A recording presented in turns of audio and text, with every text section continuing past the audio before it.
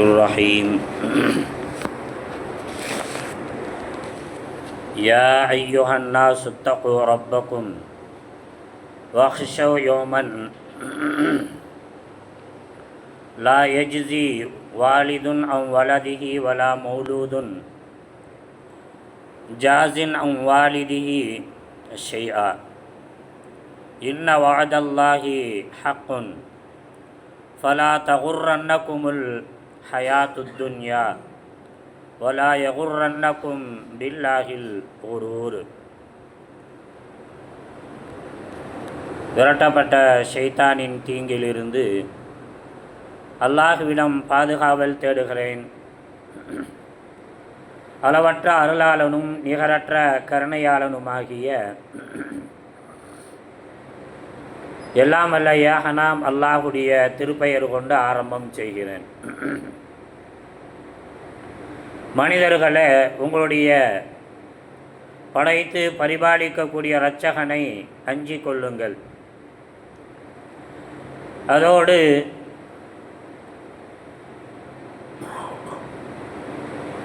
தந்தை தன் மகனுக்கு, தன்னுடைய மகன் தன்னுடைய தந்தைக்கு யாதொரு உதவியும் செய்து கொள்ள முடியாத, பிரதிபலனும் செய்து கொள்ள முடியாத அந்த நாளை நீங்கள் அஞ்சிக் கொள்ளுங்கள்.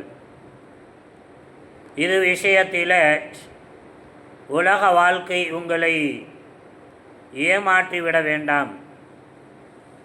நிச்சயமாக ஷைத்தான் உங்களை ஏமாற்றக்கூடியவனாக இருக்குகிறான். இறைமறை குர்ஆன் சூரத்துல் லுக்மான் 31வது அத்தியாயத்தினுடைய 33வது வசனம் இங்கே ஓதி காட்டப்பட்டு அதனுடைய பொருளும் செய்விக்கப்பட்டது. மேற்கண்ட இந்த வசனத்தின் வாயிலாக வல்லவன் அல்லாஹுக்கு சுப்ஹானஹு வ தஆலா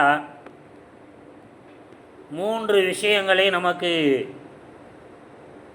ஏவுகின்றான், எச்சரிக்கை விடுக்குகிறான். முதலாவது விஷயம், படைத்த இரட்சகனுக்கு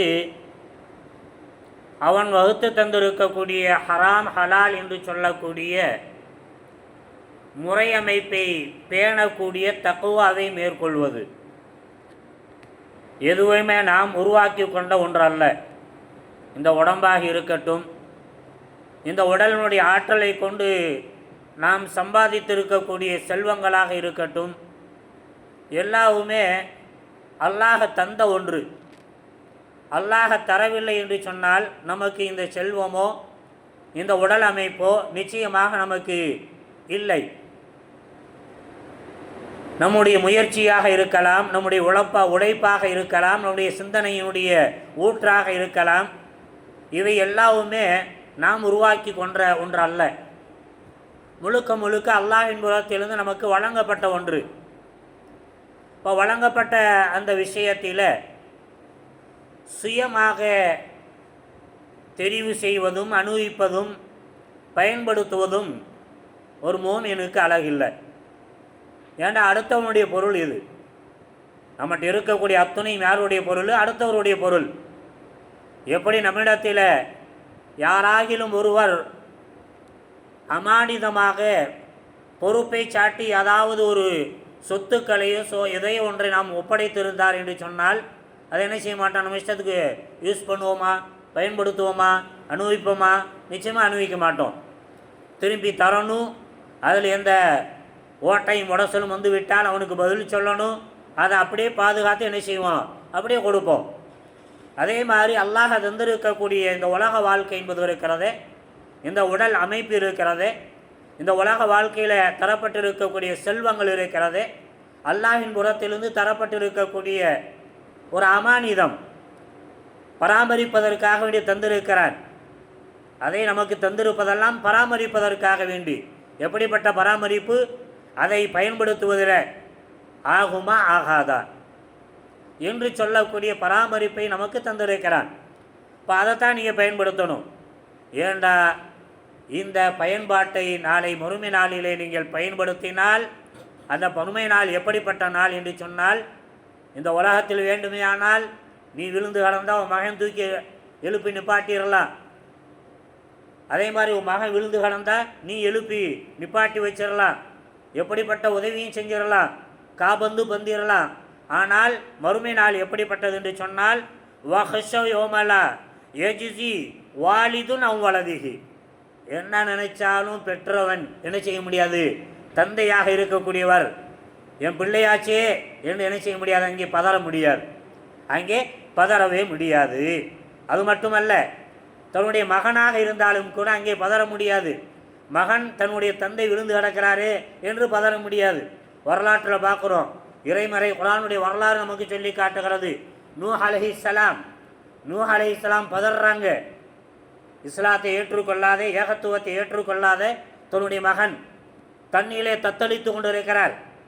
தண்ணீரிலே தத்தளித்து கொண்டிருக்கின்ற போது, யா புனைய என்னுடைய மகனாயிற்றே என்று சொல்லுகின்ற போது அல்லாஹ் நினைச்சா, அவன் மகன் கிடையாது, நீ பெத்தெடுத்திருக்கலாம், நீ வளர்த்திருக்கலாம், அவனுக்காக நீ உயிர் மூச்சை கொடுத்திருக்கலாம், எல்லாவற்றையும் தந்திருந்தாலும் கூட எப்போது ஏகத்துவத்தை மறுதளித்து விட்டானோ அப்போது யாரும் இல்லை, உனக்கு வாரிசு கிடையாது. மட்டுமல்ல, நாளை மறுமை நாளில் அவன் நரகத்திற்குரியவன். அதே மாதிரி பார்க்குறோம், தந்தையை பார்க்குறோம். நாளை மறுமை நாளில் இப்ராஹிம் அலைஹிஸ்ஸலாம் தந்தைக்கு என்ன செய்வாங்க, வக்காலத்து வாங்க பார்ப்பாங்க, எந்த வாய்ப்பும் இல்லை என்று சொல்லப்பட்டு விடும் என்று சொல்லக்கூடிய வரலாறையும் வல்லவன் அல்லாஹுக்கு சுப்ஹானஹு வ தஆலா இறைமறை குர்ஆனில் பதிவு செஞ்சு நமக்கு சொல்லி காட்டுறான்னு சொன்னால், நாளை மறுமை நாள் என்பது இருக்கிறதே, நாம் எதை செஞ்சோமோ அதுதான் கிடைக்கும். அப்படிப்பட்ட செய்யக்கூடிய வாய்ப்பாகத்தான் இந்த வாழ்க்கை நமக்கு தரப்பட்டு இருக்கிறது. இந்த வாழ்க்கை எப்படிப்பட்ட வாழ்க்கை, மத்தாவுன் ஹயாத்து துன்யா, சொற்பகால வாழ்க்கை. இந்த வாழ்க்கை எப்படிப்பட்ட வாழ்க்கை, நீண்ட நெடிய வாழ்க்கை இல்லை.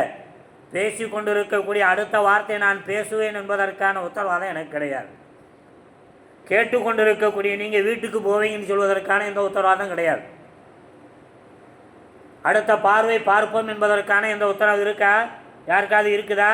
நான் போயிட்டு வீட்டை கதவை திறந்துடுவேன், என் வீட்டில் என் மனைவியை பார்த்துருவேன், என் பிள்ளையை பார்த்துருவேன், என் பேரனை கொஞ்சிடுவேன் என்று சொல்லக்கூடிய ஏதாவது உத்தரவாதம் நமக்கு இருக்குதா?